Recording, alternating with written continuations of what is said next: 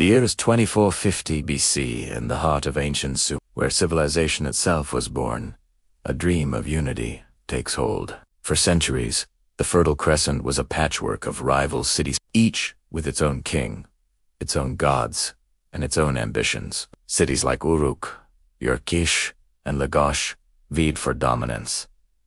Their histories written in blood and clay. But from this chaos, a new power emerged. Umma. One king.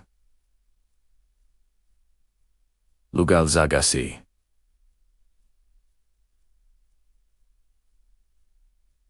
Rose above the rest. Through conquest and diplomacy, he forged an empire, the first of its kind, uniting the disparate cities of Sumer under a single banner. It was an unprecedented achievement, a promise of a new era of peace and prosperity. The wars that had plagued the land for generations were finally over. For a brief, shining moment, it seemed that a golden age had dawned. But what is the true price of unity when it is won by the sword? The clay tablets tell a story of a peace maintained not by harmony, but by force. The temples, once vibrant centers of faith, began to darken. The statues of the local gods, the very heart of each city's identity, started to crack, their divine power seemingly fading under the shadow of a new, centralized authority. The alliances that once bound cities together as equals were twisted, reforged into chains of subjugation. The symbols of the great cities, which once orbited each other in a delicate dance of power, now found themselves constricted,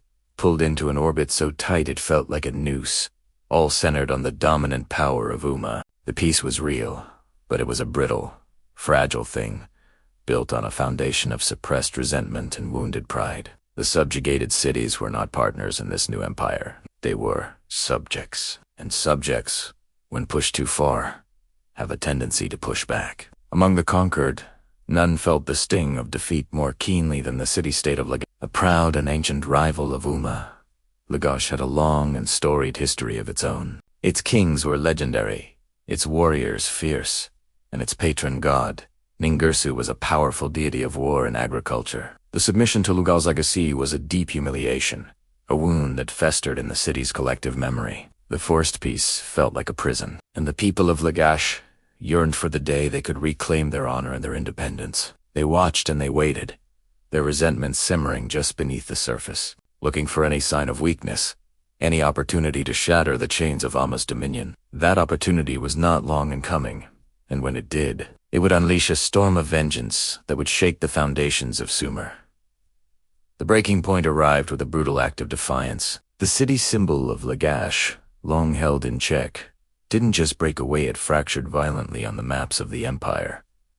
This wasn't a quiet system, it was a declaration of total war. From within the borders of Lagash, a tide of rebellion surged outward, visualized as red ink, staining the clay tablets of history, spreading like a ravenous plague. This was more than a political dispute. It was a bloody, visceral betrayal of the unified peace. The rebellion of Lagash was a spark in a powder keg, igniting simmering resentments across the empire. The fragile unity that Lugalzagesi had built began to crumble, city by city, as others saw their chance to break free from Umma's grasp.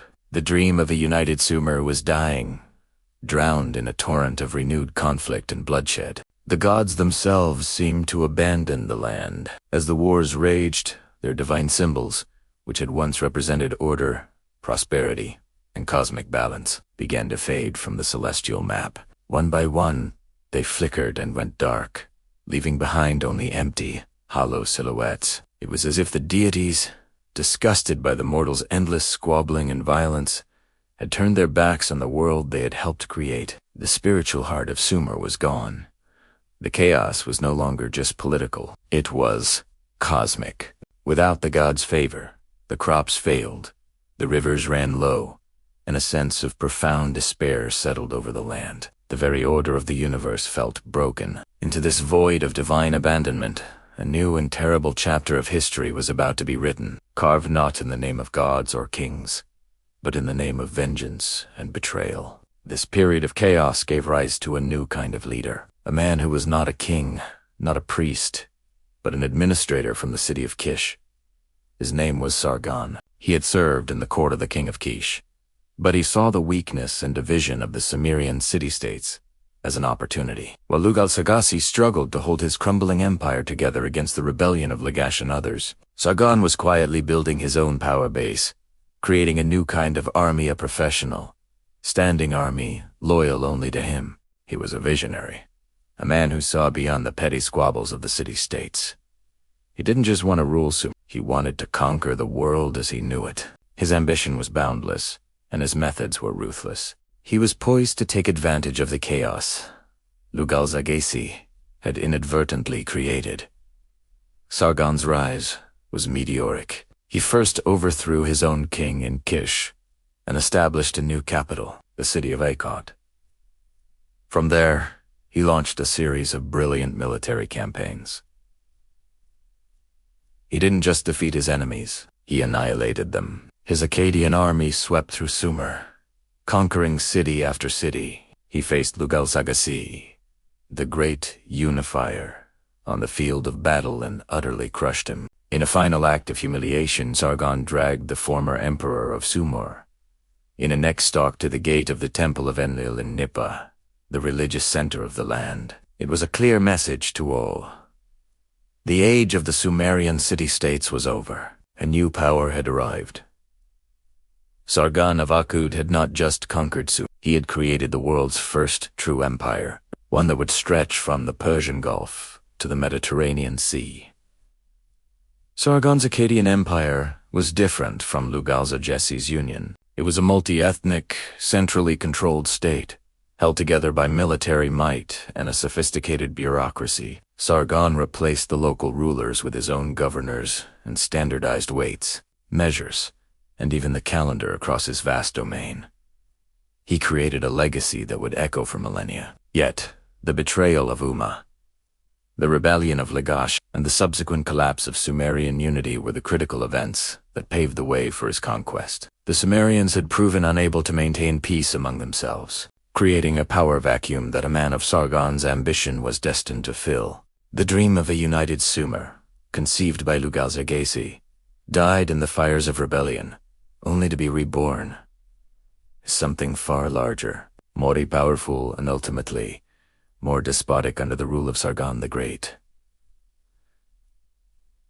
This is not just a story of ancient kings and forgotten battles. It's a timeless lesson about power, unity, and the human cost of ambition. It shows how even the grandest visions can crumble from within, how peace imposed by force is no peace at all, and how the seeds of one empire's destruction can give rise to the next. The Betrayal of Umma wasn't just the end of one king's dream. It was the end of an era for the Sumerian people, the closing of a chapter that set the stage for the rise of Akkad, and changed the course of history forever. The echoes of these events, of unity sought, lost, and violently remade, can still be heard today in the stories we tell about empires, rebellion, and the enduring struggle for power. Thank you so much for joining me on this journey back to the dawn of civilization. The story of Sumer is filled with so many incredible tales of innovation, conflict, and humanity. If you found this chapter as fascinating as I do, please hit that like button and subscribe for more deep dives into the ancient world.